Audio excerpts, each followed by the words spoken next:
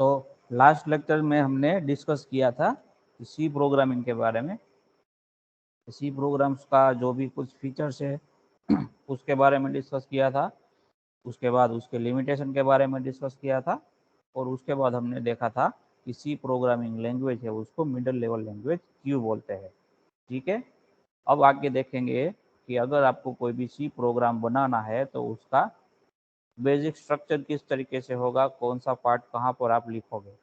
ठीक है, वो सारे डिस्कशन आज हम देखेंगे यहाँ पर। तो यहाँ पर स्ट्रक्चर ऑफ सी प्रोग्राम आपको यहाँ पर दिखाया गया है।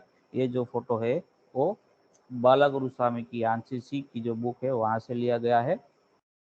ठीक है, तो पहला जो सेक्शन है आपका जो सी प्रोग्रामिंग स्ट्रक्चर है उसमें फर्स्ट सेक्शन कौन सा है आपका, तो कि डॉक्यूमेंटेशन सेक्शन वाला है। कौन सा है, डॉक्यूमेंटेशन सेक्शन है वहाँ पर। डॉक्यूमेंटेशन सेक्शन में क्या बोलना चाहते हैं वो लोग, तो मैं आपको बता देता हूँ कि डॉक्यूमेंटेशन सेक्शन में क्या होगा। डॉक्यूमेंटेशन सेक्शन में सिर्फ क्या होगा, डिस्क्रिप्शन होगा। किसका डिस्क्रिप्शन होगा कि आप प्रोग्राम किसके बारे में बना रहे हो वगैरह वगैरह, यानी कि डिस्क्रिप्शन होगा, यानी कि इंफॉर्मेशन होगी। किसके रिगार्डिंग इंफॉर्मेशन होगी, रिगार्डिंग योर प्रोग्राम, कि आपने प्रोग्राम कौन से पर्पस के लिए बनाया है, आपका प्रोग्राम जो आप लिख रहे हो वो कौन सा टास्क परफॉर्म करने वाला है वगैरह वगैरह इंफॉर्मेशन यहाँ पर लिखी होगी। ठीक है, तो ये एक क्या होगा, वन टाइप ऑफ डिस्क्रिप्शन होगा। किसका डिस्क्रिप्शन होगा, आपके प्रोग्राम का डिस्क्रिप्शन। क्यों लिखेंगे हम, क्योंकि आज आपने प्रोग्राम बनाया है, 2 महीने बाद आप सेम प्रोग्राम ओपन करोगे तो बहुत सारे प्रोग्राम आपने बनाए होंगे तो आपको पता नहीं रहेगा कि पर्टिकुलर प्रोग्राम जो है लिखा गया है वो क्या काम कर रहा है। अगर आपने प्रोग्राम के अंदर फाइल में ये डिस्क्रिप्शन यानी कि जो आपका प्रोग्राम है वो क्या टास्क कर रहा है उसका इंफॉर्मेशन आपने लिखा होगा तो आप इजीली फाइंड आउट कर पाओगे उस इंफॉर्मेशन को रीड करके, डिस्क्रिप्शन को रीड करके कि ये जो पर्टिकुलर प्रोग्राम लिखा गया है वो कौन से पर्पज के लिए लिखा गया है। ठीक है, तो यहाँ पर जो हम इंफॉर्मेशन लिखेंगे उसको हम क्या कहाँ पर लिखेंगे, कमेंट के अंदर लिखेंगे। कमेंट के अंदर लिखेंगे, कमेंट में लिखेंगे तो उसका मतलब क्या होगा, जब हम प्रोग्राम को एग्जीक्यूट करेंगे, ठीक है, प्रोग्राम को जब हम एग्जीक्यूट करेंगे तब हमारा जो सी कंपाइलर होगा वो क्या करेगा, जो प्रोग्राम की फाइल होगी उसके अंदर जितने भी कमेंट वाले लाइन होंगे उसको वो कंसिडर नहीं करेगा। ठीक है, क्योंकि कमेंट वाली लाइन क्या है, सिर्फ प्रोग्रामर के इंफॉर्मेशन के लिए है, उसका कुछ कंप्यूटर से कुछ लेना देना नहीं है। इसके लिए हम क्या करेंगे, जो भी डिस्क्रिप्शन इंफॉर्मेटिव लिखेंगे वो सभी कहाँ पर लिखेंगे, कमेंट के अंदर लिखेंगे।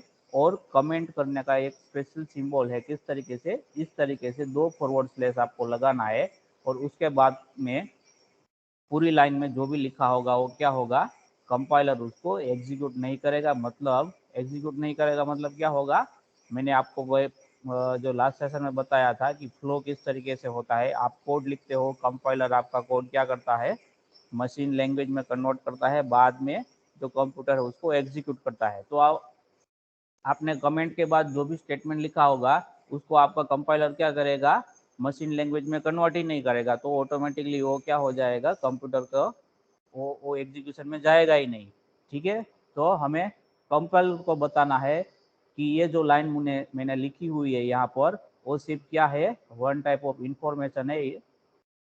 it is not a part of your program, it is not a part of your task को परफॉर्म करने के लिए ये कोड मैंने नहीं लिखा है, ये सिर्फ कोड मैंने किसके लिए लिखा है, इंफॉर्मेशन के लिए लिखा है। तो आपको कंपाइलर को ये चीज बतानी होगी कि ये जो लाइन लिखी है वो सिर्फ इंफॉर्मेशन के लिए लिखी है। तो कंपाइलर को आप कैसे बता पाओगे, तो लाइन के स्टार्टिंग में आपको क्या लिखना है, इस तरीके से 2 स्लैश लगाने हैं। तो कंपाइलर जब ये स्लैश रीड करेगा तो ऑटोमेटिकली उसको पता चल जाएगा कि उसके बाद में जो सेम लाइन में जो भी लिखा गया है उसको कंपाइलर को क्या करना है, अवॉइड करना है।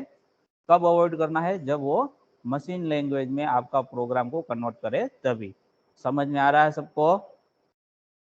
Yes sir. Yes sir. Okay, yes sir.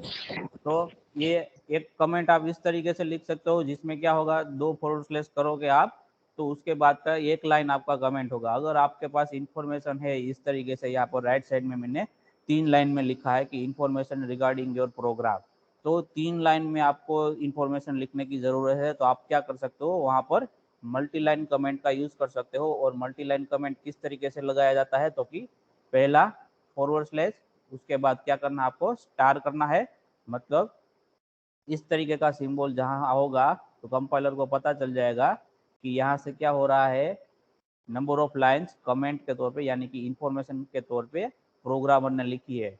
और वो कहाँ तक कंसिडर करना है, तो वापस से इस तरीके का सिंबल कंपाइलर को नहीं मिलता है, उसके बीच में जो भी आएगा वो सारा क्या करेगा, वो मशीन लेवल लैंग्वेज में कन्वर्ट करने के टाइम पे अवॉइड कर देगा। क्यों? क्योंकि कंपाइलर को पता चल जाएगा कि ये 3 लाइन है वो प्रोग्रामर ने किसके लिए लिखी है, उसकी इंफॉर्मेशन के लिए है, डिस्क्रिप्शन के लिए लिखा है।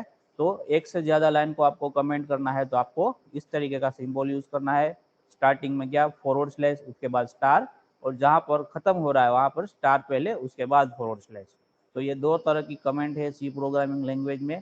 एक लाइन में कमेंट लगाना है तो 2 फॉरवर्ड स्लैश आप लगा सकते हो। अगर एक से ज्यादा लाइन में कमेंट लगाना है तो आप क्या करोगे, पहले फॉरवर्ड स्लैश लगाओ, फिर स्टार, जहां से स्टार्ट होता है कमेंट और एंड होता है वहां पर स्टार पहले और उसके बाद फॉरवर्ड स्लैश। समझ में आ रहा है सबको? Yes sir. सर तो एक बार पहला जो यस सर। डॉक्यूमेंटेशन या एक बार रिपीट कर डॉक्यूमेंटेशन दो सेक्शन है उसमें क्या करेंगे, हम डिस्क्रिप्शन लिखेंगे। किसके लिए डिस्क्रिप्शन लिखेंगे, कि हम कौन से पर्पज के लिए प्रोग्राम बना रहे हैं उसका डिस्क्रिप्शन लिखेंगे। ठीक है, सर एक बार रिपीट कर दोगे ये स्टार वाला सिर्फ? हाँ। डॉक्यूमेंटेशन सेक्शन आपको नाम से ही पता चलता होगा कि क्या उसमें डॉक्यूमेंटेशन होगा, कुछ इंफॉर्मेशन होगा। ठीक है, तो इंफॉर्मेशन होगा तो किसके रिगार्डिंग इंफॉर्मेशन होगा, तो इंफॉर्मेशन होगा किसके रिगार्डिंग, कि हमारा प्रोग्राम हम किस पर्पज के लिए बना रहे हैं उसका इंफॉर्मेशन हमें लिखना है।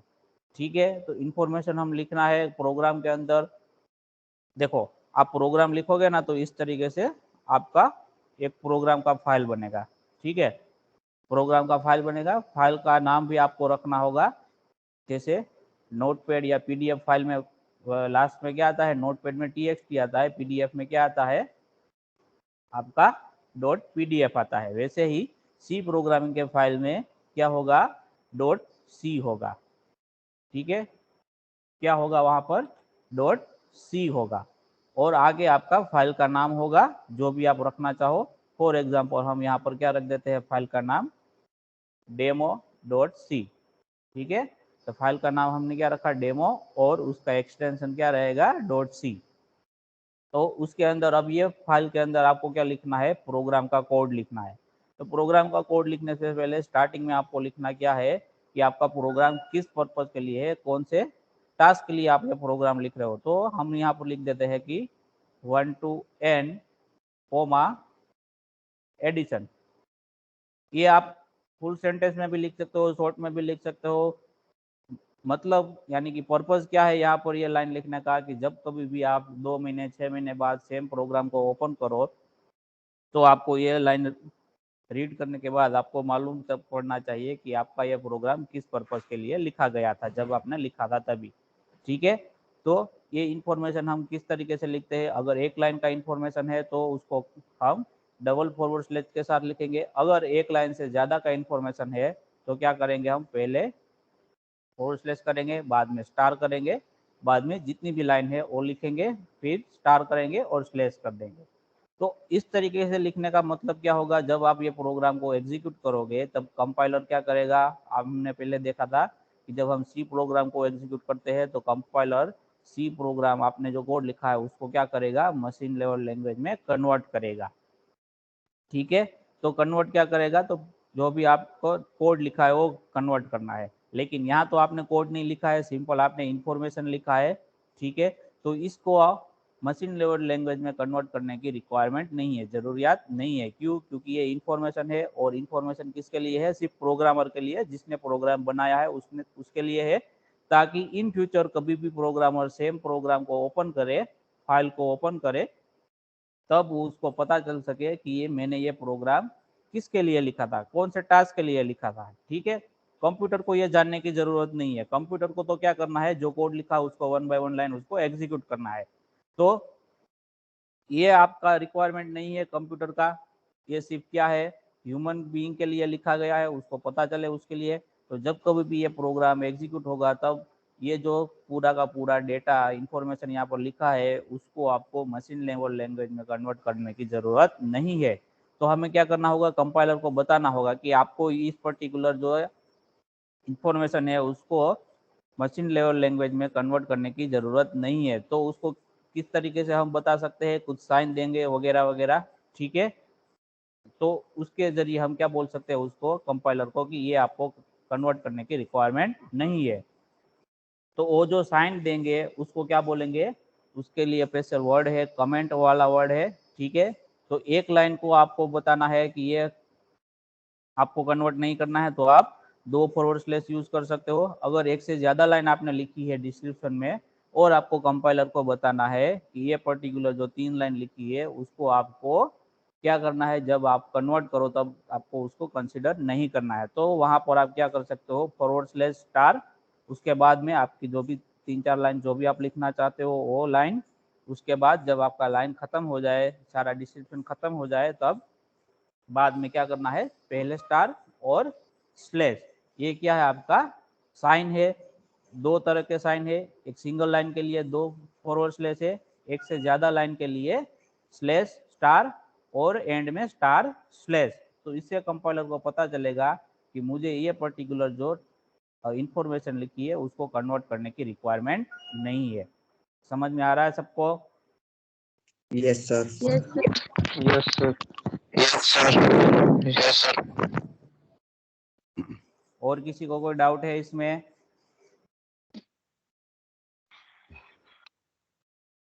ओके, आगे बढ़ते। उसके बाद है क्या है, लिंक सेक्शन। ठीक है, तो लिंक सेक्शन में हम क्या करेंगे कि हमने देखा था लास्ट सेशन में कि सी प्रोग्रामिंग जो लैंग्वेज है उसमें क्या है, rich set of functions available है। ठीक है, वो हमने कल देखा था कि रिच सेट ऑफ फंक्शंस उसके अंदर अवेलेबल है। तो जो रेडीमेड फंक्शंस जो हमें सी प्रोग्रामिंग से मिल रहे हैं उसको हमें क्या करना होगा, हमारे प्रोग्राम के अंदर लिंक करना होगा। ठीक है, तो लिंक सेक्शन में हम क्या करेंगे, जो भी रेडीमेड प्रोग्राम हमने लिखे हैं उन सारे प्रोग्राम को, फंक्शंस को हमें यूज करना है अपने प्रोग्राम के अंदर। तो हम क्या करेंगे, जो भी प्रोग्राम पहले से, सॉरी, फंक्शंस पहले से लिखे हुए हैं वो सारे क्या होंगे, एक पर्टिकुलर फाइल के अंदर अवेलेबल होंगे। फॉर एग्जाम्पल stdio.h, यहाँ पर जो सी प्रोग्रामिंग में जो रेडीमेड फंक्शंस आपको मिलेंगे वो कौन सी फाइल के अंदर होंगे, वो फाइल का जो एक्सटेंशन होगा वो क्या होगा, .h। h का मतलब क्या है, हेडर फाइल। ठीक है, h का मतलब क्या है, हेडर फाइल।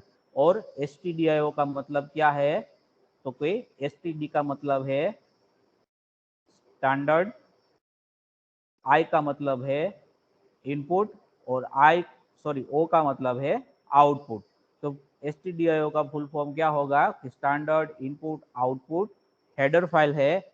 ये पर्टिकुलर फाइल के अंदर क्या होगा कि कंप्यूटर यानी कि सी प्रोग्रामिंग लैंग्वेज में जो इनपुट के लिए जो फंक्शन यूज होते हैं, यानी कि वेरिएबल की वैल्यू को रीड करने के लिए जो हम फ्लो चार्ट में करते थे, तो रीड करने के लिए भी सी प्रोग्रामिंग में क्या है, फंक्शंस अवेलेबल है। उसके जरिए आप क्या कर सकते हो, वेरिएबल की वैल्यू को रीड कर सकते हो। सेम वे में जब हम फ्लो चार्ट में प्रिंट करते थे वैसे ही आउटपुट में शो करने के लिए भी क्या है, सी प्रोग्रामिंग लैंग्वेज में रेडीमेड आपके पास फंक्शंस अवेलेबल है।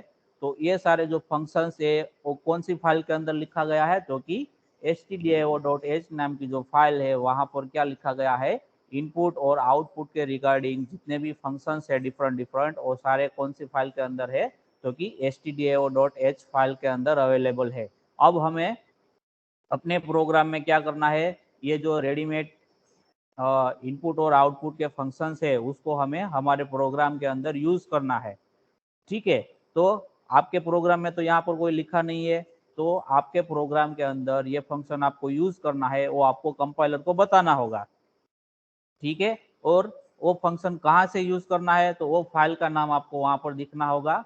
वो कौन से सेक्शन में आएगा, लिंक सेक्शन में, यानी कि पुराने जो भी फंक्शन लिखे हुए हैं वो सारे फंक्शन को हम क्या कर रहे हैं, हमारे प्रोग्राम के साथ लिंक कर रहे हैं, ताकि जो पुराने फंक्शन लिखे हुए हैं उसको डायरेक्टली हम हमारे प्रोग्राम में यूज कर सके।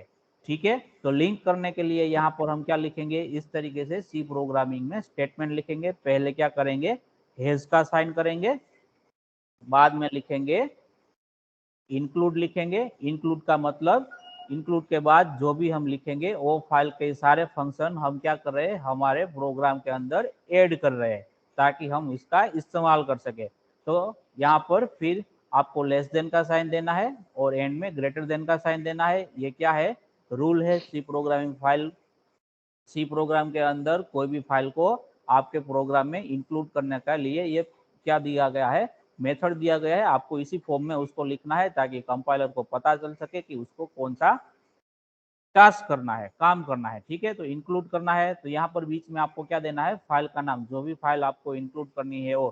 तो अभी हमें फॉर एग्जाम्पल क्या करना है, सी प्रोग्रामिंग में जो इनपुट के और आउटपुट के फंक्शन लिखे गए हैं उसको हमें हमारे प्रोग्राम में यूज करना है।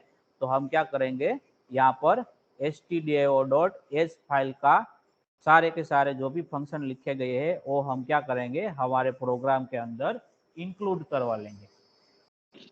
ठीक है, समझ में आ रहा है सबको यहाँ तक? Yes sir. Yes sir. Yes sir. Yes sir. यहाँ तक यस किसी सर। को कोई डाउट है तो पूछो। No sir. ओके, सबको समझ में आ रहा है यहाँ तक? Yes sir. Yes sir. ठीक है, अब नेक्स्ट है आपका कौन सा है, डेफिनेशन सेक्शन। ठीक है, तो डेफिनेशन सेक्शन में क्या करेंगे, अगर आपको कोई भी वेरिएबल है उसकी वैल्यू डायरेक्टली डिफाइन कर देनी है। ठीक है, यानी कि कोई भी आपको एलियास जनरेट करना है, तब हम क्या करेंगे, उसको डेफिनेशन सेक्शन के अंदर लिखेंगे। इसको हम आगे डिटेल में नेक्स्ट स्लाइड जब आएगी तब मैं आपको ज़्यादा इजी वे में आपको समझ में आए उस तरीके से बता पाऊंगा। यहाँ पर आपको ज़्यादा समझ में नहीं आएगा, लेकिन डेफिनेशन सेक्शन में क्या करेंगे हम कि एलियास जनरेट करेंगे। मैक्रोस अगर आपको कोई भी जनरेट करना है तो वो सारे कहाँ पर आएंगे, डेफिनेशन सेक्शन के अंदर आएंगे। ठीक है, फिर आएगा आपका ग्लोबल डिक्लेरेशन सेक्शन का।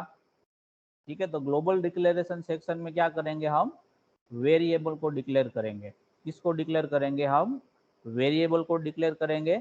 तो ये जो वेरिएबल होगा उसका आगे नाम लिखा गया, यहाँ पर क्या लिखा गया है कि ग्लोबल डिक्लेरेशन। ग्लोबल मतलब पूरे प्रोग्राम में आप इसका इस्तेमाल कर सकते हो।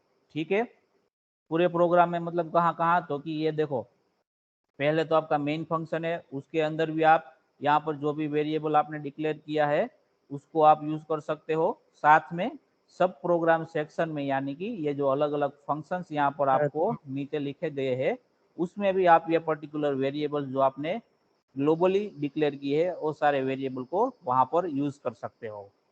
ठीक है, तो ये क्या है, वेरिएबल डिक्लेरेशन का सेक्शन है। वेरिएबल को, हाँ जी, रिपीट करो ना ये सर। हाँ बताता हूँ मैं। ठीक है, ग्लोबल डिक्लेरेशन सेक्शन में क्या करेंगे, हम वेरिएबल को डिक्लेयर करेंगे, यानी कि हम प्रोग्राम के अंदर जितने भी वेरिएबल को यूज करना चाहते हैं उसको हम डिक्लेयर करेंगे। लेकिन यहाँ पर ग्लोबल डिक्लेरेशन का सेक्शन मतलब क्या होगा कि ये जो पूरा वेरिएबल है वो आप मेन फंक्शन से भी उसको एक्सेस कर सकते हो, और दूसरा कोई भी फंक्शन आपने लिखा है तो ये फंक्शन जो नीचे वाला सब प्रोग्राम सेक्शन है जो हम कब सीखेंगे, जब हम खुद का फंक्शन बनाने को सीखेंगे तभी। ठीक है, तो ग्लोबल डिक्लेरेशन सेक्शन में अभी आपको इतना याद रखना है कि अगर आपने कोई भी वेरिएबल यहाँ पर डिक्लेयर किया है तो आप उसको मेन फंक्शन से भी एक्सेस कर सकते हो, और जो दूसरा आपने मैन्युअली कोई भी फंक्शन लिखा है वहां से, यानी कि यूजर डिफाइंड फंक्शन आपने कोई भी लिखा है वहां से भी आप उसको क्या कर सकते हो, एक्सेस कर सकते हो। ठीक है, ये आपको ज्यादा समझ में तब आएगा कि जब हम प्रोग्राम बनाएंगे फंक्शन के ऊपर। तब तक हमें ग्लोबल डिक्लेरेशन वेरिएबल की रिक्वायरमेंट नहीं होगी। जब हम फंक्शंस का कंसेप्ट समझेंगे तभी हमें ये रिक्वायरमेंट होगी। ठीक है, तो उस टाइम पे मैं आपको फिर से ये सारी चीज़ें एक्सप्लेन करूँगा। तो अभी आपको क्या ध्यान में रखना है कि बेसिक स्ट्रक्चर क्या होना चाहिए, कौन कौन से सेक्शन यहाँ पर अवेलेबल है। ठीक है, तो वेरिएबल को डिक्लेयर किस तरीके से करेंगे उसका भी रूल्स है कुछ, वो भी हम आगे देखेंगे। अभी के लिए आप इतना ध्यान रखो कि ग्लोबल डिक्लेरेशन सेक्शन में कोई भी वेरिएबल आपने डिक्लेयर किया है तो उसको आप कहाँ कहाँ से एक्सेस कर सकते हो, तो कि मेन फंक्शन जो होगा वहां से कर सकते हो, और दूसरे कोई भी यूजर डिफाइंड फंक्शन हो गए वहां पर भी उसको एक्सेस कर सकते हो। ठीक है,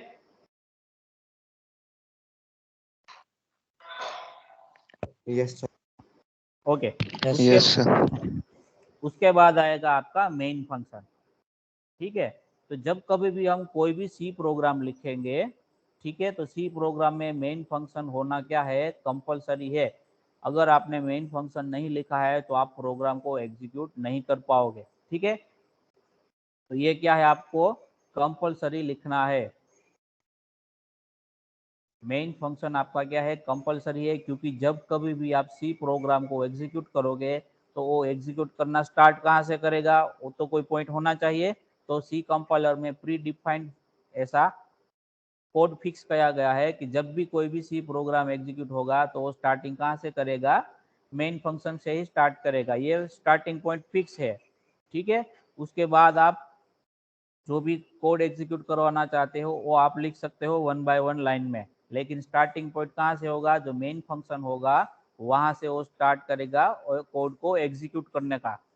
ठीक है, तो कोई भी सी प्रोग्राम लिखोगे आप तो उसके अंदर मेन फंक्शन होना क्या है, कंपलसरी है। मेन फंक्शन आप लिखोगे उसके अंदर दो पार्ट आते हैं, एक डिक्लेरेशन पार्ट है, दूसरा कौन सा है आपका, एग्जीक्यूटेबल पार्ट है। तो यहाँ पर डिक्लेरेशन पार्ट में हम क्या करेंगे, वेरिएबल को डिक्लेयर करेंगे।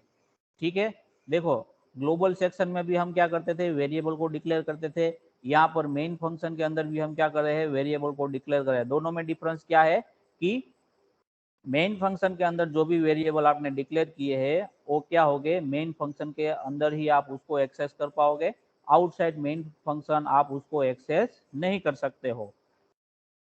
ऑन दी अदर हैंड कि जो भी ग्लोबल वेरिएबल आपने डिक्लेयर किया है उसको आप मेन फंक्शन से भी एक्सेस कर पाओगे और आउटसाइड मेन फंक्शन भी आप उसको एक्सेस कर पाओगे। ये दोनों क्या है, डिफरेंस है। तो आपको कभी भी ऐसी रिक्वायरमेंट है कोई भी एक ऐसा वैल्यू की कि आपको उस पर्टिकुलर वैल्यू को मेन फंक्शन से भी एक्सेस करना है और आप जो अपना खुद का यूजर डिफाइंड फंक्शन बना रहे हो वहां पर भी उसको एक्सेस करना है, तो उस टाइम पे उस पर्टिकुलर वैल्यू को आपको ग्लोबल वेरिएबल के सेक्शन में क्या करना चाहिए, लिखना चाहिए।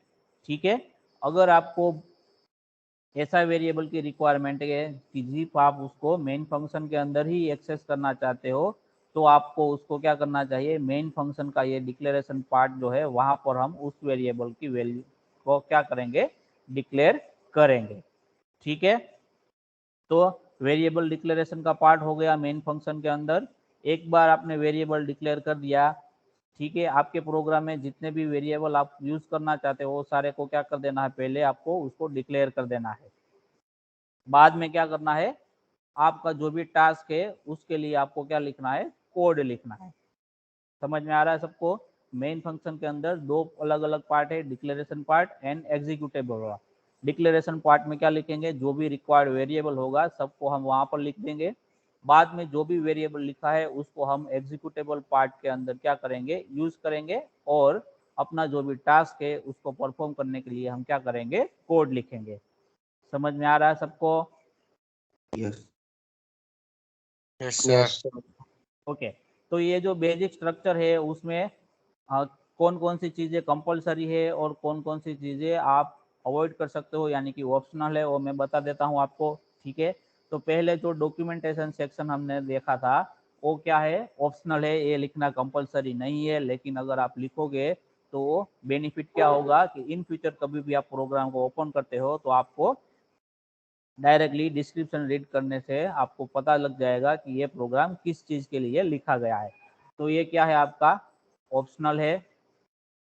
ठीक है, फिर लिंक सेक्शन, आपको कोई भी फाइल से जिसको यूज करना है तो उसके लिए आपको क्या करना है, लिंक सेक्शन के अंदर जहाँ से भी आपको फंक्शन का यूज करना है उस फाइल का नाम देना है। तो हमें रेडीमेड फंक्शन यूज करने हैं तो हम क्या करेंगे, ये लिंक सेक्शन वाला पार्ट है उसको हम क्या करेंगे, यहाँ पर ऐड करेंगे। ठीक है, एज पर थियरी ये क्या है, कंपलसरी है, लेकिन प्रैक्टिकल में क्या होगा, अभी के जो नए कंपाइलर आ गए हैं वो क्या हो गए हैं, थोड़ा सा स्मार्ट हो गए हैं। तो क्या कर लेंगे, अगर आपने ये जो बेसिक इनपुट आउटपुट वाली फाइल है उसको लिंक नहीं किया है तो, और उसके बाद भी आपने उसके फंक्शन यूज किए हैं तो वो क्या हो जाएंगे, एग्जीक्यूट हो जाएंगे। क्योंकि जो नए कंपाइलर आ गए वो क्या हो गए, थोड़े से स्मार्ट हो गए, तो वो डायरेक्टली क्या कर देते हैं, जो बेसिक फाइलें है वो अगर आपने अपने प्रोग्राम में नहीं भी लिखी है तो भी वो उसको अपने हिसाब से क्या कर देते हैं, वहां पर लिंक कर देते हैं। ठीक है, तो एज पर थियरी ये क्या है आपका कंपलसरी है, लेकिन प्रैक्टिकल में कभी कभी आप नहीं लिखोगे तो भी चलेगा। ये डिपेंडेंट है किसके ऊपर, अगेन किसके ऊपर डिपेंडेंट है, तो कि वो कंपाइलर किस टाइप का है उसके ऊपर डिपेंडेंट है। कई कंपाइलर आपको एरर दिखाएंगे, कई कंपाइलर उसको ऑटोमेटिकली ऐड करके एग्जीक्यूट करके आपको आंसर दिखा देंगे। ठीक है, तो ये थोड़ा सा वेरिएशन वहां पर रहेगा, लेकिन as per theory link section क्या है आपका कंपलसरी है, डॉक्यूमेंट सेक्शन आपका ऑप्शनल है। फिर डेफिनेशन सेक्शन भी क्या है आपका ऑप्शनल है, ग्लोबल वेरिएबल डिक्लेरेशन भी आपका ऑप्शनल है। ठीक है, फिर मेन फंक्शन आपका क्या है, ये कंपलसरी है, ये नहीं लिखा होगा तो आपका प्रोग्राम एग्जीक्यूट ही नहीं होगा। फिर ये सब प्रोग्राम यानी कि यूजर डिफाइंड फंक्शन है वो सारे क्या है, अगेन ऑप्शनल है। ठीक है, तो कोई भी सी प्रोग्राम लिखना है तो दो चीजें कंपलसरी है, कौन सी है, एक तो आपका लिंक सेक्शन कंपलसरी है, दूसरा आपका मेन फंक्शन कंपलसरी है। ये दोनों चीज होगी तो आप कोई भी सी प्रोग्राम को क्या करवा सकते हो, एग्जीक्यूट करवा सकते हो, जो सिंपल सी प्रोग्राम होगा उसको भी। समझ में आ रहा है सबको? Yes sir. Yes sir.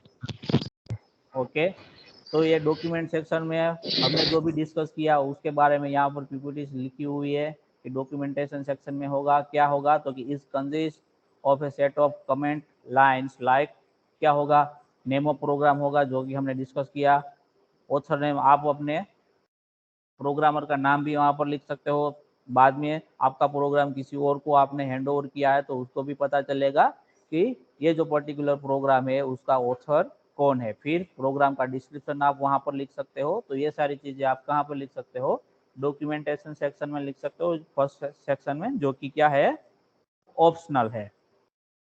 ठीक है, उसके बाद आपका है लिंक सेक्शन है। लिंक सेक्शन में क्या करेंगे हम, जो भी रेडीमेड फाइल अवेलेबल है, रेडीमेड फंक्शंस अवेलेबल है जिस भी फाइल के अंदर, उसको हम क्या करेंगे, हमारे प्रोग्राम में यूज करने के लिए लिंक करेंगे, ऐड करेंगे। ठीक है, तो क्या होगा, it provides instruction to the compiler to link function from system library. ये जो रेडीमेड फंक्शंस हमें मिल रहे हैं जिस फाइल से, उसको क्या बोलेंगे हम, सिस्टम लाइब्रेरी बोलेंगे। क्या बोलेंगे, सिस्टम लाइब्रेरी, यानी कि कंपाइलर की जो इनबिल्ट फंक्शंस है उसकी जो लाइब्रेरी है वहां से हम ये फाइल को निकाल रहे हैं। बाद में ये पर्टिकुलर फाइल के अंदर जो भी इनपुट और आउटपुट के जो भी फंक्शंस लिखे गए हैं उसको हम क्या करेंगे, हमारे प्रोग्राम के अंदर यूज करेंगे। ठीक है, समझ में आ रहा है सबको यहाँ तक? Yes sir. Yes sir. Okay, yes हाँ, उसके बाद डेफिनेशन सेक्शन में क्या बोला था मैंने कि आप कोई भी कांस्टेंट डिफाइन कर सकते हो।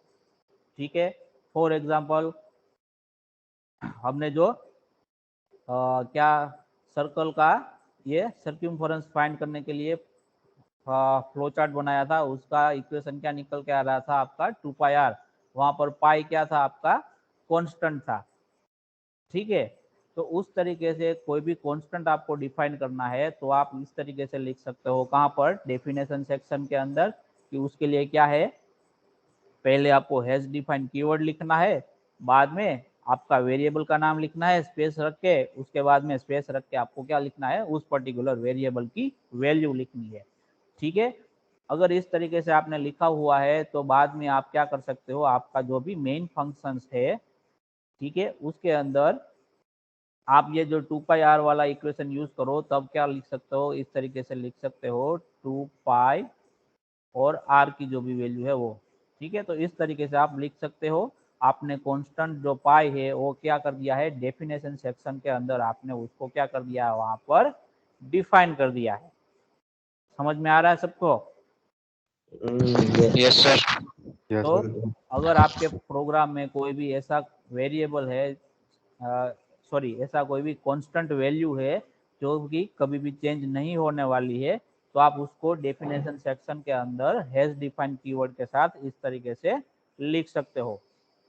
दूसरा एग्जांपल यहाँ पर मैक्स नाम का लिया हुआ है। ठीक है, तो कोई भी पर्टिकुलर प्रोग्राम है आपका, उसमें मैक्सिमम वैल्यू आपको क्या कर देनी है, फिक्स कर देनी है। तो आप इस तरीके से लिख सकते हो, बाद में ये जो मैक्स नाम का वेरिएबल है वो आप अपने प्रोग्राम में यूज करोगे तो उसकी वैल्यू ऑलवेज क्या कंसिडर होगी, 56 कंसिडर होगी। ठीक है, ये कभी भी चेंज नहीं होगा। समझ में आ रहा है सबको? Yes sir. ओके, तो डेफिनेशन सेक्शन का यूज आप कब करोगे, जब कभी भी आपको कोई भी कांस्टेंट वैल्यू को लिखना होगा, तब आप क्या करोगे, डेफिनेशन सेक्शन के अंदर हैश डिफाइन करके वो वैल्यू के लिए पर्टिकुलर वेरिएबल आप बनाओगे। ठीक है, फिर ग्लोबल डिक्लेरेशन यहाँ पर लिखा है। ग्लोबल डिक्लेरेशन में क्या कहे, variable used in more than one functions are declare here. जैसे कि मैंने बताया था, मोर देन वन फंक्शन, तो एक तो हमारा मेन फंक्शन हो गया, उसके बाद क्या होंगे आपके यूजर डिफाइंड फंक्शन होंगे, उसके अंदर भी आप क्या कर सकते हो, ग्लोबल डिक्लेरेशन वेरिएबल का इस्तेमाल कर सकते हो। ठीक है, यहाँ पर जो भी आपने वेरिएबल डिक्लेयर किया होगा उसको आप क्या करोगे, मेन फंक्शन में भी यूज कर सकते हो, साथ में आपने अपना खुद का कोई भी फंक्शन बनाया है तो उसके अंदर भी आप क्या कर सकते हो, उसको यूज कर सकते हो। समझ में आ रहा है सबको? दूसरा पॉइंट है also declare user defined functions. तो ग्लोबल डिक्लेरेशन सेक्शन में आप क्या कर सकते हो कि आप कोई भी फंक्शन बनाना चाहते हो तो आपको पहले कंपाइलर को बताना होगा कि मैं यहाँ पर अपना खुद का फंक्शन बना रहा हूँ। ठीक है, तो वो जो फंक्शन होगा उसकी इंफॉर्मेशन भी आप कहाँ लिख सकते हो, यहाँ पर ग्लोबल डिक्लेरेशन सेक्शन में लिख सकते हो। ये चीजें हम फंक्शन के रिगार्डिंग जो भी हम डिस्कस करेंगे तब ये चीज हम वहाँ पर डिटेल में सीखेंगे कि किस तरीके से हम ग्लोबल डिक्लेरेशन सेक्शन में अपना फंक्शन का डेफिनेशन लिख सकते हैं, डिक्लेरेशन कर सकते हैं और बाद में उसका डेफिनेशन लिख सकते हैं। ठीक है, यहाँ पर एग्जांपल के तौर पे दिया है फाइंड मैक्स, यानी कि मैक्सिमम नंबर फाइंड करने वाला फंक्शन हम बना रहे हैं, तो उसको हम क्या करेंगे, पहले ग्लोबल डिक्लेरेशन सेक्शन में डिक्लेयर करेंगे फंक्शन का नाम। यहाँ पर फंक्शन का नाम डिक्लेयर करेंगे तो कंपाइलर को पता चल जाएगा कि ये पर्टिकुलर फंक्शन का जो नाम है वो यूजर अपने तरीके से लिखना चाहता है। तो जब कभी भी ये फंक्शन एग्जीक्यूट करना होगा तब क्या करेगा कंपाइलर, यूजर ने जो भी फंक्शन बनाया होगा और उसके अंदर जो भी कोड लिखा होगा वो सारा कोड क्या होगा, वहां पर एग्जीक्यूट होगा। तो ये सारी चीजें हम डिटेल में जानेंगे, किस तरीके से फंक्शन बना सकते हैं, किस तरीके से जो हमने फंक्शन बनाया है उसको यूज कर सकते हैं कभी जब हम फंक्शन वाला कंसेप्ट सीखेंगे तभी। ठीक है, तो अभी के लिए आपको क्या ध्यान रखना है कि ये ग्लोबल डिक्लेरेशन सेक्शन मेनली कब यूज होगा, जब हम फंक्शन का कंसेप्ट सीखेंगे तभी, क्योंकि तब तक के लिए तो हम किसके अंदर काम करेंगे, सिर्फ जो हमारा मेन फंक्शन है उसके अंदर ही काम करेंगे। तो ग्लोबल डिक्लेरेशन सेक्शन कब यूज होगा, जब आपका कोई भी वेरिएबल है वो एक से ज्यादा फंक्शंस के अंदर यूज होने वाला हो, तभी ग्लोबल डिक्लेरेशन सेक्शन की रिक्वायरमेंट होगी, तब तक के लिए नहीं होगी। और वो रिक्वायरमेंट कब आएगी, जब हम अपना खुद का फंक्शन बनाना सीख लेंगे तभी। ठीक है, तो वहां पर फिर से हम इसको डिस्कस करेंगे। अब आती है मेन फंक्शन की बारी। मेन फंक्शन, ठीक है, तो मेन फंक्शन क्या है, आपके प्रोग्राम में होना ही चाहिए। अगर आपके प्रोग्राम में मेन फंक्शन नहीं है तो आपका प्रोग्राम एग्जीक्यूट नहीं होगा। तो मेन फंक्शन अगेन क्या है, दो पार्ट में डिवाइडेड है। फर्स्ट पार्ट कौन सा है उसका, तो कि डिक्लेरेशन सेक्शन है। डिक्लेरेशन सेक्शन में क्या करेंगे कि declare all the variables used in executable part. तो क्या करना है हमें, एग्जीक्यूटेबल पार्ट के अंदर जो भी वेरिएबल हम यूज कर रहे हैं उन सभी को हमें क्या करना है, यहाँ पर डिक्लेयर करना है। ठीक है, फॉर एग्जांपल मुझे ए और बी दो वेरिएबल है, उसका मुझे क्या करना है, एडिशन परफॉर्म करना है तो एडिशन का जो ऑपरेशन होगा वो क्या कहाँ पर लिखेंगे हम, तो कि एग्जीक्यूटेबल पार्ट के अंदर लिखेंगे। लेकिन एडिशन के ऑपरेशन में जो दो वेरिएबल हम यूज कर रहे हैं उसको हम डिक्लेयर कहाँ करेंगे, तो कि हमारे डिक्लेरेशन सेक्शन के अंदर यहाँ पर उसको डिक्लेयर करेंगे। बाद में हम क्या करेंगे, इसको यहाँ पर इस तरीके से यूज कर सकते हैं। ठीक है, तो डिक्लेरेशन सेक्शन में क्या होगा कि एग्जीक्यूटेबल पार्ट में जितने भी वेरिएबल हम यूज करना चाहते हैं वो सभी वेरिएबल हम कहाँ पर लिखेंगे, डिक्लेरेशन सेक्शन के अंदर उसको हम लिखेंगे। बाद में जो भी वेरिएबल आपने डिक्लेयर किया है उसको आप अपने हिसाब से जो भी ऑपरेशन परफॉर्म करवाना चाहते हो उसमें आप क्या कर सकते हो, वहां पर उसको यूज कर सकते हो। ठीक है, तो एग्जीक्यूटेबल पार्ट में क्या होगा, तो कि contains all the program statement, यानी कि कोई भी एक टास्क आपको परफॉर्म करना है उसके लिए जितने भी स्टेटमेंट रिक्वायरमेंट है वो सारे स्टेटमेंट आप कहाँ पर लिखोगे, एग्जीक्यूटेबल पार्ट के अंदर लिखोगे। ठीक है, और नीचे यहाँ पर नोट दिया गया है कि all the statement are end with semicolon. तो हर एक स्टेटमेंट जो आप यहाँ पर लिखोगे, ठीक है, उसके बाद में आपको क्या लगाना है, सेमीकोलन लगाना है। सेमीकोलन क्यों लगाना है, कि सेमीकोलन लगाने से हम कंपाइलर को बता सके कि ये स्टेटमेंट यहाँ पर क्या हो रहा है, एंड हो रहा है। उसके बाद आपको नेक्स्ट स्टेटमेंट कंसिडर करना है। ठीक है, अगर सेमीकोलन नहीं लगाया होगा आपने को स्टेटमेंट के बाद में तो कंपाइलर को पता नहीं चलेगा कि मुझे जो नेक्स्ट स्टेटमेंट आपने लिखा है वो कंटिन्यू करना है या फिर अलग से उसको एग्जीक्यूट करना है। ठीक है, तो हम क्या करेंगे, मेन फंक्शन के अंदर जितने भी हम स्टेटमेंट लिखेंगे उन सारे स्टेटमेंट में क्या लगाएंगे, हम लास्ट में सेमीकोलन लगाएंगे। समझ में आ रहा है सबको? Yes sir. Yes sir. Main function के अंदर जितने भी स्टेटमेंट आप लिखोगे उसमें सब में क्या करना है, आपको सेमीकोलन एंड में लगाना है इस तरीके से, ताकि कंपाइलर को पता चल सके कि यहाँ पर एक स्टेटमेंट खत्म हो गया है। ठीक है, तो ये पर्टिकुलर स्टेटमेंट में जो भी वेरिएबल की वैल्यू अपडेट की गई होगी उसको नेक्स्ट स्टेटमेंट में जब एग्जीक्यूशन में अगर यूज हो रही है तो वहां पर उसको अप्लाई करना है। अगर आपने ये नहीं लिखा हुआ है तो कंपाइलर को पता नहीं चलेगा कि आपका स्टेटमेंट खत्म हुआ है कि नहीं हुआ है। तो वो क्या करेगा, नेक्स्ट लाइन को भी सेम स्टेटमेंट में कंसिडर कर लेगा। ठीक है, या फिर आपको ऐसा करने ही नहीं देगा। वो क्या दिखा देगा, अगर सेमीकोलन नहीं होगा तो आपको कंपाइलर क्या दिखाएगा, एरर ही दिखा देगा डायरेक्टली।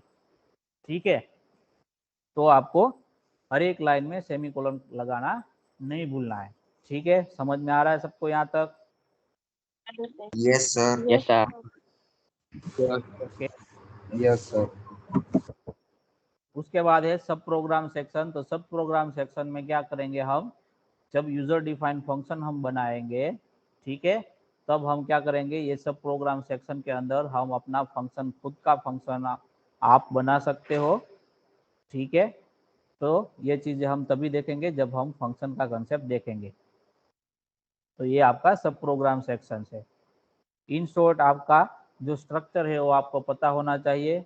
ठीक है, कि प्रोग्राम का स्ट्रक्चर किस तरीके से होगा। अगर सारी चीजें आपको कंसीडर करनी है तो कौन सी चीजें कहाँ पर लिखनी है और कितनी चीजें आपके लिए ऑप्शनल है। ठीक है, समझ में आ रहा है सबको यहाँ तक? Yes sir. Yes sir. तो देखो यहाँ पर सैंपल प्रोग्राम आपको लिखा गया है, सैंपल प्रोग्राम है। ठीक है, तो यहाँ पर हमने देखो डॉक्यूमेंट सेक्शन वाला पार्ट नहीं लिखा है। ठीक है, फिर डेफिनेशन सेक्शन वाला भी पार्ट हमने नहीं लिखा है। फिर जो ग्लोबल डिक्लेरेशन का पार्ट है वो भी हमने नहीं लिखा हुआ है। लिंक सेक्शन वाला पार्ट है वो हमने यहाँ पर लिखा हुआ है। देखो यहाँ पर हमने क्या कहा गया है कि जो स्टैंडर्ड इनपुट आउटपुट के फंक्शन है वो हमने हमारे प्रोग्राम के अंदर यूज करने के लिए ऐड किया है। तो उसके लिए क्या स्टेटमेंट लिखेंगे हम, तो कि कंपाइलर को बताएंगे हैज इंक्लूड करके कि हमें ये पर्टिकुलर फाइल चाहिए। कौन सी फाइल, तो वो फाइल का नाम हमने यहाँ पर लिखा है stdio.h, कि जिसके अंदर आपका जो भी इनपुट और आउटपुट के रिलेटेड फंक्शन है वो अवेलेबल है। ठीक है, तो ये लिंक सेक्शन हमने लिखा है वहाँ पर। फिर दूसरा मेन फंक्शन हमने लिखा है, और उसके बाद जो सब प्रोग्राम सेक्शन है, ठीक है, वो हमने नहीं लिखा है। तो हमने ये दो जो कंपलसरी थे, जो भी रिक्वायर्ड थे, वो ही हमने सैंपल प्रोग्राम के अंदर लिखा है। बाकी के सारे जो हमारे सेक्शंस है उसको हमने नहीं लिखा हुआ है। फिर भी आप क्या कर पाओगे, प्रोग्राम को एग्जीक्यूट कर पाओगे। तो यहाँ पर आपने मेन फंक्शन लिखा है, मेन के आगे हम क्या लिखेंगे, वॉइड लिखेंगे। वॉइड का मतलब क्या होगा वो हम आगे बताएंगे जब हम फंक्शंस के बारे में बात करेंगे तभी।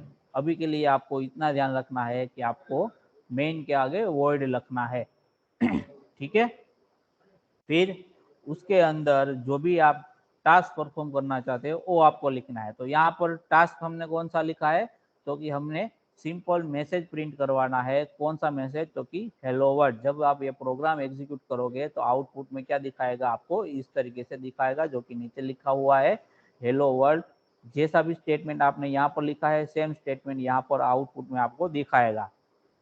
तो यहाँ पर हमने प्रिंट करने के लिए कौन सा फंक्शन का यूज किया है, तो कि ये जो प्रिंटफ नाम का फंक्शन है उसका हमने इस्तेमाल किया है। और ये जो प्रिंटफ नाम का फंक्शन है वो हमने कहाँ से निकाला है, तो कि हमने जो सी प्रोग्राम की जो फाइल हमने ऐड की थी हमारे प्रोग्राम में stdio.h, उसके अंदर ये प्रिंटफ वाला फंक्शन लिखा गया है। वहां से हम डायरेक्टली इसको क्या करते हैं, यूज कर रहे हैं। ठीक है। तो प्रिंटफ क्या है, फंक्शन है आपका। ठीक है। उसके अंदर जो भी आपको प्रिंट करना है,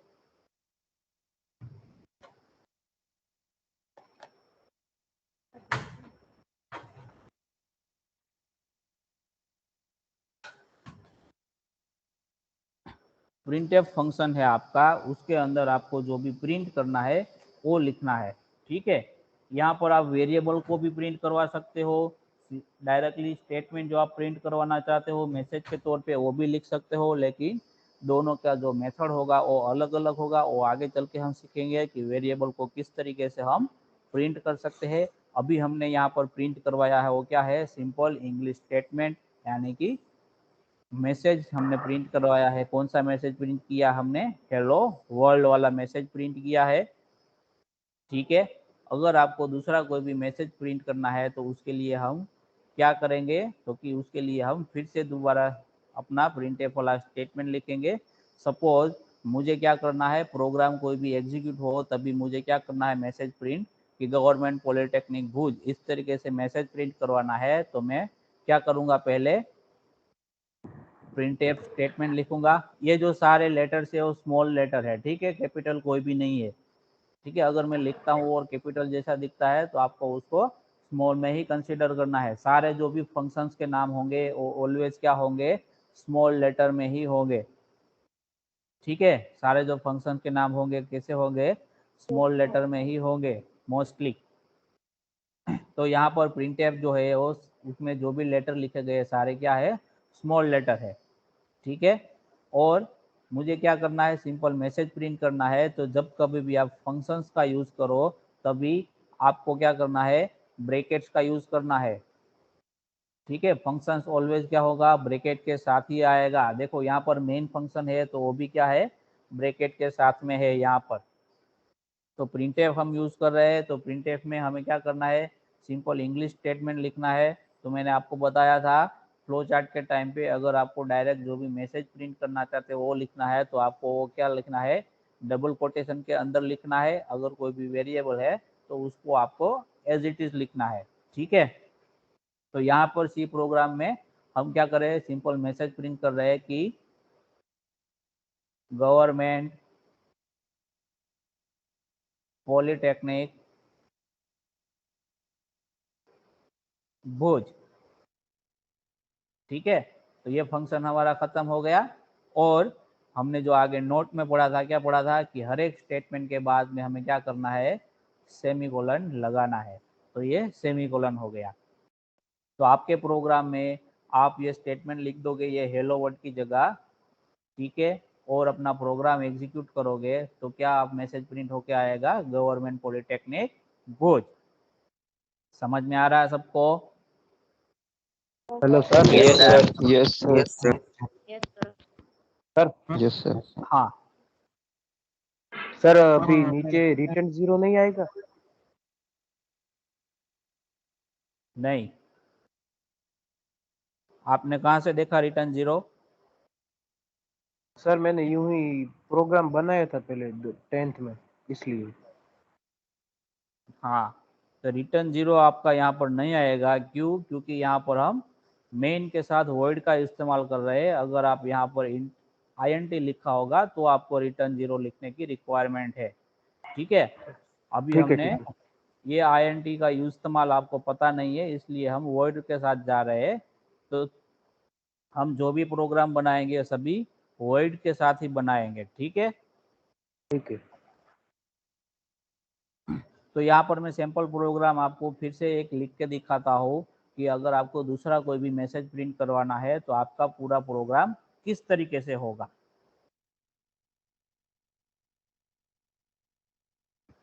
तो प्रोग्राम में आपको क्या करना होगा, सपोज आप कोई भी एक मैसेज प्रिंट करवाना चाहते हो। मैसेज में क्या प्रिंट करवाना चाहते हो? आप अपना खुद का नेम प्रिंट करवाना चाहते हो। ठीक है, जब आपका प्रोग्राम एग्जीक्यूट होगा तो स्क्रीन पर क्या आना चाहिए? आपका अपना नेम आना चाहिए। ठीक है, तो उसके लिए आप प्रोग्राम बना रहे हो तो नेम क्या है हमें डिस्प्ले करवाना है। डिस्प्ले करने के लिए क्या करना होगा? हमें प्रिंट यानी कि आउटपुट वाला फंक्शन का यूज करना होगा। तो ये फंक्शन कहाँ पर अवेलेबल है? तो कि हमारी जो stdio.h फाइल है सी प्रोग्राम की, उसके अंदर अवेलेबल है। तो हमें उसको क्या करना होगा? हमारे प्रोग्राम में पहले इंक्लूड करना होगा, ऐड करना होगा, लिंक करना होगा। तो उसके लिए क्या लिखेंगे? हम हैज लिखेंगे, फिर इंक्लूड लिखेंगे, फिर करेंगे stdio.h। इसमें जो भी सारे लेटर लिखे गए हैं सभी स्मॉल में है। ठीक है, कोई भी कैपिटल नहीं है। तो हमने इनपुट आउटपुट की जो भी फंक्शंस है जिस फाइल के अंदर, उस फाइल को हमने हमारे प्रोग्राम में क्या कर दिया? लिंक कर दिया। हमारे प्रोग्राम में सारे फंक्शंस को ऐड कर दिया। अब हमें क्या लिखना है? वॉइड मेन लिखना है, यानी कि आपका जो मेन फंक्शन होगा वो मेन फंक्शन जहाँ कहीं भी लिखा होगा वहाँ के ये जो कर्ली ब्रैकेट है, छगड़िया काउंस आपको जो गुजराती में बोलते हैं, कर्ली ब्रैकेट है वो क्या है? मेन फंक्शन का क्या है? बॉडी है। यानी कि मेन फंक्शन के अंदर जो भी कोड लिखना चाहते हो वो सारा क्या होगा? यहाँ पर आपको विद इन 2 ब्रैकेट आपको लिखने हैं। ठीक है, अगर ब्रैकेट के बाद आपने कहीं पर भी यहाँ पर स्टेटमेंट लिखा तो वो क्या होगा? आपका एरर के तौर पे जनरेट होके आ सकता है। तो आपको क्या करना है कि जो भी आपको टास्क परफॉर्म करना है वो क्या करना है? With in main function he perform करना है। समझ में आ रहा है सबको? Yes sir. Yes, sir. Okay, main function में अगेन 2 पार्ट है। कौन कौन से पार्ट है, कोई बता सकता है? Declaration part, executed part. Variable declaration and executive part. ठीक है, तो वेरिएबल डिक्लेरेशन सेक्शन का यूज कब होगा? जब आप कोई भी वेरिएबल का इस्तेमाल कर रहे हो तभी। लेकिन अभी हम क्या कर रहे हैं? सिंपल नाम अपना प्रिंट कर रहे हैं, तो उसके लिए हमें कोई भी वेरिएबल की रिक्वायरमेंट नहीं है। तो हम डायरेक्टली एग्जीक्यूटेबल पार्ट पे मूव ऑन हो सकते हैं। ठीक है, तो यहाँ पर हमें डिक्लेरेशन सेक्शन में कोई भी स्टेटमेंट लिखने की जरूरत नहीं है। तो डायरेक्टली हमें अपना नाम प्रिंट करना है। तो उसके लिए कौन सा फंक्शन यूज होगा? यहाँ पर Printf. यस, नाम सिंपल नेम प्रिंट करना है तो क्या यूज हो गए? प्रिंटफ फंक्शन हमारा यूज होगा। ब्रैकेट ओपन करेंगे, curly break sorry double quotation लगाएंगे, फिर क्या करेंगे? आपका जो भी नाम है वो लिखेंगे। फॉर एग्जांपल हमारा नाम लिख देते हैं नीरव। और उसके बाद क्या करना है? जितने भी आपने, अगर आपने डबल कोटेशन ओपन किए हैं तो आपको उसको क्लोज करना है। ब्रैकेट आपने ओपन किया है तो ब्रैकेट को भी क्लोज करना है। ठीक है, जितनी चीजें आगे लिखी है उतनी ही चीजें आपको पीछे लिखनी है, लेकिन ऑर्डर क्या हो जाएगा? रिवर्स हो जाएगा। ठीक है, पहले ब्रैकेट किया है तो यहाँ पर ब्रैकेट बाद में होगा। ठीक है, तो जो चीज यहाँ पर इस तरीके से आपको काउंट करना है, जो स्टार्टिंग में है, मैसेज के स्टार्टिंग में है, वो एंड में पहले होना चाहिए, बाद में है वो बाद में होना चाहिए। उसके बाद क्या करना है? आपको यहाँ पर सेमीकोलन लगाना है। ठीक है, तो ये क्या हो गया, आपका प्रिंटफ का स्टेटमेंट यहाँ पर हो गया। तो जब कभी भी आप ये प्रोग्राम को एग्जीक्यूट करोगे तो आपको आउटपुट में क्या दिखेगा, इस तरीके से जो आपने मैसेज प्रिंट किया है वो वहां पर आउटपुट में आपको दिखाएगा। समझ में आ रहा है सबको? Yes, sir. Yes, sir.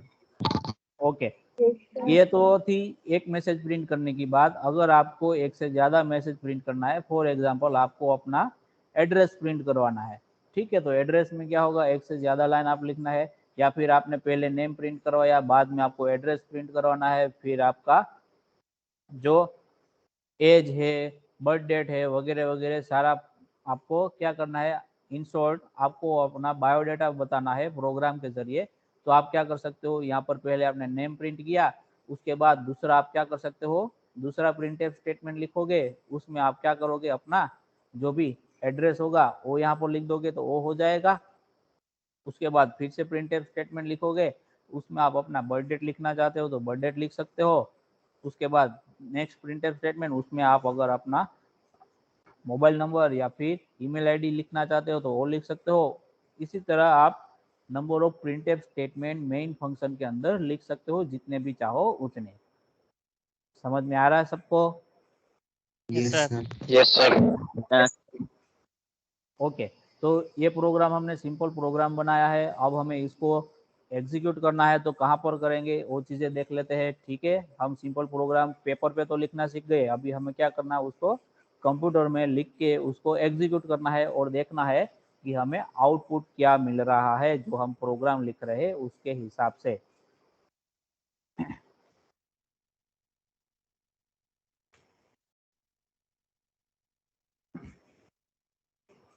तो सी प्रोग्राम के जो भी प्रोग्राम है वो आप सारे ऑनलाइन कंपाइलर अवेलेबल है, वहाँ पर उसको क्या कर सकते हो, एग्जीक्यूट कर सकते हो। ये चीज़ें मोबाइल में भी अवेलेबल होगी और कंप्यूटर में भी अवेलेबल होगी।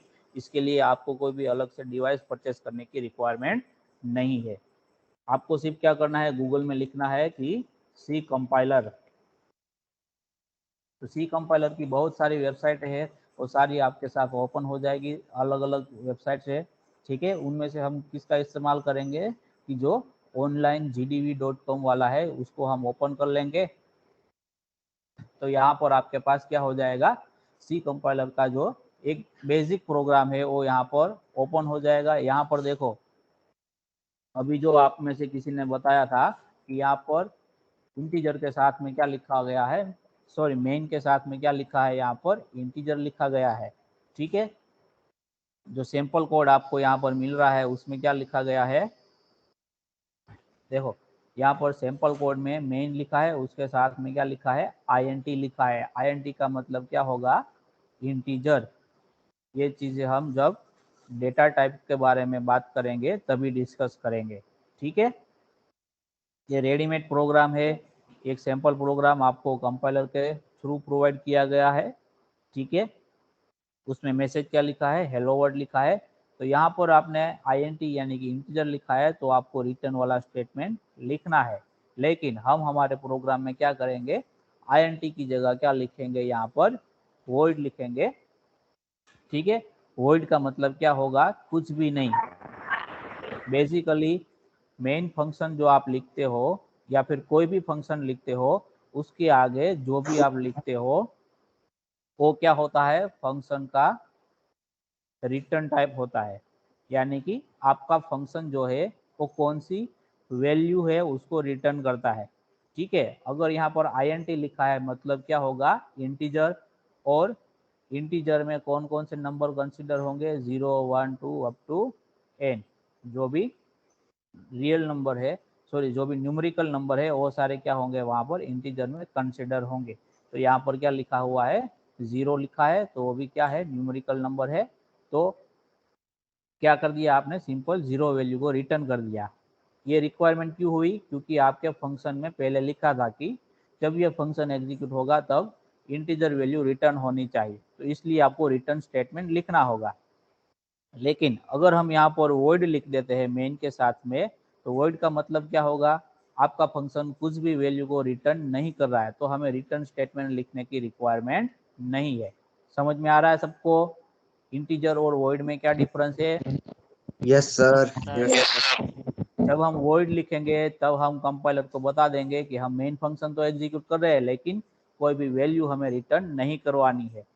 अगर यहाँ पर इंटीजर लिखेंगे तो कंपाइलर को हम बताएंगे कि मेन फंक्शन एग्जीक्यूट करेंगे लेकिन एंड में हमें कोई एक इंटीजर वैल्यू को रिटर्न करवानी है, तो आपको रिटर्न स्टेटमेंट लिखना पड़ेगा। ठीक है, तो ये जो प्रोग्राम रेडीमेड हमें यहाँ पर मिला है उसको हम क्या कर देंगे, डिलीट कर देते हैं। और यहाँ पर देखो, यहाँ पर क्या लिखा गया है, कमेंट लिखा गया है, देखो हैज स्टार और स्टार हैज, इसके बीच में जो भी ये क्या है आपका डिस्क्रिप्शन है। ठीक है, तो क्या करेगा, जब प्रोग्राम आपका एग्जीक्यूट होगा तो ये जो 1 से लेके 7 नंबर की लाइन है वो क्या होगी, आपकी मशीन लेवल लैंग्वेज में कन्वर्ट नहीं होगी। उसको कंपाइलर क्या करेगा, अवॉइड करेगा, क्योंकि ये क्या है, सिर्फ डिस्क्रिप्शन के तौर पे लिखा गया है, ये कोड के तौर पे नहीं लिखा गया है। वो कंपाइलर को पता चलेगा किससे, कि यहाँ पर आपने कमेंट लगाया है उसके ऊपर से। समझ में आ रहा है सबको? Yes sir. Yes. ओके, तो अभी हम प्रोग्राम लिखेंगे अपने हिसाब से यहाँ पर। तो पहले क्या करना, हमें लिंक करना है, तो लिंक के लिए क्या लिखेंगे, हम हैश साइन का यूज करेंगे, फिर इंक्लूड लिखेंगे, फिर लेस देन वाला साइन, फिर हमें कौन सी फाइल चाहिए, तो कि stdio.h वाली फाइल चाहिए, तो वो हमने लिख दिया। तो हम यहाँ पर एंटर कर देंगे। ठीक है, यहाँ पर हमें सेमीकोलन नहीं लगाना है। सेमीकोलन आपको कब लगाना है, जब आप मेन फंक्शन के अंदर कोई भी स्टेटमेंट लिखो तो वो सारे स्टेटमेंट में सेमीकोलन लगाना है, मेन फंक्शन के बाहर नहीं लगाना है। ठीक है, वो चीज आपको ध्यान में रखना है। और लिंक कर दिया हमने फाइल, अब हम क्या करेंगे, हमारा मेन फंक्शन लिखेंगे, वॉइड मेन लिखेंगे यहाँ पर, और हम हमारा ब्रैकेट क्या कर देंगे, यहाँ पर ओपन और क्लोज कर देंगे। तो हमारी मेन फंक्शन की बॉडी यहाँ पर हो गई। अब हम क्या करेंगे, हमें सिंपल मैसेज प्रिंट करवाना है, तो हम क्या लिखेंगे, कौन सा फंक्शन यूज करेंगे प्रिंट करने के लिए, कोई बता सकता है? printf Printf. Yes, printf. Print करने के लिए प्रिंटफ यूज करेंगे, और सारे के सारे लेटर क्या है, स्मॉल में है, कोई भी कैपिटल नहीं है। और ब्रैकेट ओपन करेंगे और क्लोज करेंगे जब भी हम फंक्शन की बात करेंगे तभी। ठीक है, उसके बाद हमें क्या करना है, सिंपल मैसेज प्रिंट करना है, तो हम डबल कोटेशन के अंदर लिखेंगे। तो डबल कोटेशन हमने कर दिया, ओपन और क्लोज दोनों हो गए। अब बीच में जो भी मैसेज आप लिखोगे वो सारा आउटपुट में प्रिंट होके आएगा जब आप प्रोग्राम को एग्जीक्यूट करोगे तभी। तो यहाँ पर हम लिख देते हैं गवर्नमेंट पॉलिटेक्निक भुज। ठीक है, और मेन फंक्शन के अंदर हमने स्टेटमेंट लिखा है, तो हमें क्या करना होगा, यहाँ पर कंपलसरी सेमीकोलन लगाना होगा। हमें कंपाइलर को बताना होगा कि हमने हमारा स्टेटमेंट कंप्लीट कर दिया है। तो आउटपुट में अब हम प्रोग्राम एग्जीक्यूट करेंगे तो हमें क्या मिलेगा, गवर्नमेंट पॉलिटेक्निक भुज लिखा हुआ मिलेगा। जैसा यहाँ पर आपने लिखा है डबल कोट के अंदर, सेम फॉर्मेट में ही आएगा। आप फोटो से ही समझ लो, ठीक है, उसमें कोई भी चेंज नहीं आएगा, जैसा आपने लिखा है वैसा ही आउटपुट में आपको दिखाएगा। अब यहाँ पर प्रोग्राम को एग्जीक्यूट करने के लिए देखो, यहाँ पर ऊपर ग्रीन कलर का बटन है जिसमें लिखा हुआ है रन, उसको आपको प्रेस करना है। तो क्या होगा, यहाँ पर आपने जो भी कोड लिखा होगा वो क्या होगा, एग्जीक्यूट होगा। तो हम प्रेस कर देते हैं और उसका आउटपुट आपको नीचे इस तरीके से दिखाएगा। आउटपुट में यहाँ पर क्या दिख रहा है, देखो गवर्नमेंट पॉलिटेक्निक भुज। ठीक है, और उसके बाद ये जो मैसेज दिखा है कि program finish with exit code 0, press enter to exit console, ये तो कंपाइलर की तरफ से आया है। ठीक है, ये हमारा आउटपुट नहीं है, इसका कलर भी अलग से देखो, जो भी आउटपुट है उसका कलर व्हाइट फॉन्ट के अंदर है, और जो कंपाइलर की तरफ से जो भी मैसेज है वो ग्रीन फॉन्ट के अंदर है। तो आपको कंफ्यूज नहीं होना है, आउटपुट आपका क्या आएगा, ऑलवेज व्हाइट फॉन्ट के साथ आएगा। समझ में आ रहा है सबको? yes sir yes sir. Okay, अभी हम क्या करेंगे, दूसरा प्रिंटफ का स्टेटमेंट यहाँ पर ऐड करेंगे कि प्रिंटफ। अब हम क्या करेंगे कि हमारी कॉलेज का एड्रेस जो हमें लिखना है उसको हम ऐड करेंगे। ठीक है, तो हम क्या करेंगे, यहाँ पर लिख देंगे the opposite hill garden airport road. ठीक है, उसके बाद हम क्या कर देंगे, यहाँ पर सेमीकोलन लगा देंगे।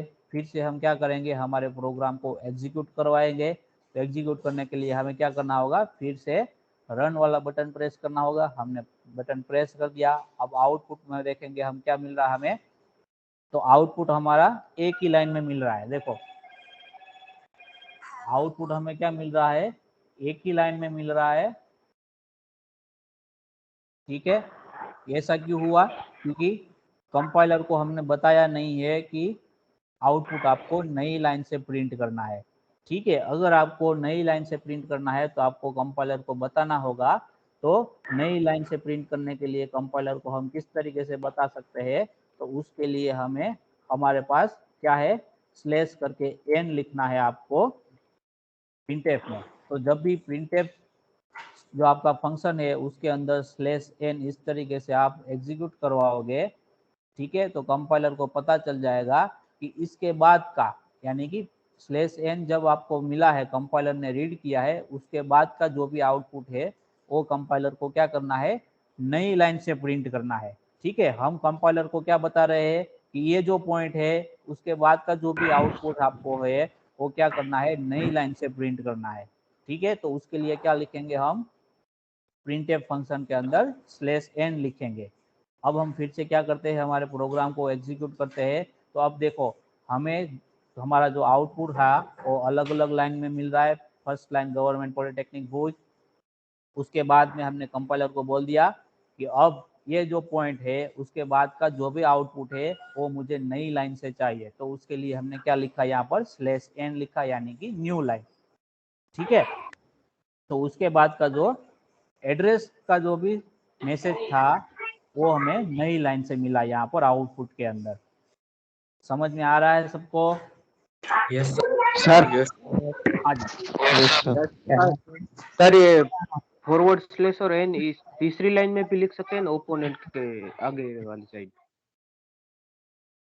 શું ફરીથી રિપીટ કરો, સમજાતું નથી। સર આ જે ફોરવર્ડ સ્લેશ ને એન છે ને, હા એને આપણે ઓમાં લખ્યું હોય ને ઓપોનેન્ટ હિલ ગાર્ડન, એને આગળ ન લખી શકીએ? હા એમાં પણ લખી શકીએ, બરાબર। અત્યારે તમને કદાચ આવડતું હશે, તમે સીબીએસઈ વાળા હશો તો તમે કદાચ શીખેલું હશે, પણ બાકી લોકોએ શીખેલું નથી। એટલા માટે આપણે સ્ટાર્ટિંગથી પહેલા અલગથી કરીશું, પછી જેમ જેમ આપણે એમાં આદત પડતી જશે આગળ, એવી રીતે આપણે સ્ટેટમેન્ટને ક્યાં શું કરતા જશું, કોમ્પેક્ટ કરતા જઈશું, બરાબર। પછી આપણે મર્જ કરીને લખતા જઈશું। અત્યારે ઇનિશિયલ ફેઝ પર આપણે અલગથી લખેલું છે, બરાબર છે। Okay okay sir. કારણ કે બધા લોકોને હજુ ખબર નથી, તમે કદાચ ભણેલા હશો એટલે તમને આવડતું હશે, બરાબર। તો આપણે તો બધા લોકોને જે હોય એ રીતે આગળ વધવાનું હોય, એટલે સ્ટેપ બાય સ્ટેપ આગળ વધીશું। ओके ये प्रोग्राम में किसी को कोई भी डाउट है, कोई भी टाइप का, तो पूछो अभी। No sir no no sir. Okay, तो सर हाँ जी बोलो। सर 2 लाइन छोड़ के नीचे एड्रेस लिखना हो तो 2 बार एन लिखना पड़ेगा? हाँ, एक बार आप स्लेशन लिखोगे तो क्या होगा, ये आउटपुट होगा, तो एक यहाँ से क्या आएगा, न्यू लाइन में आएगा। अगर 2 बार करोगे तो 2 बार लाइन में आएगा, तो बीच में एक लाइन ब्लैंक रहेगा। अगर आपको बीच में 2 लाइन ब्लैंक रखना है तो आपको 3 बार लिखना है। ठीक है,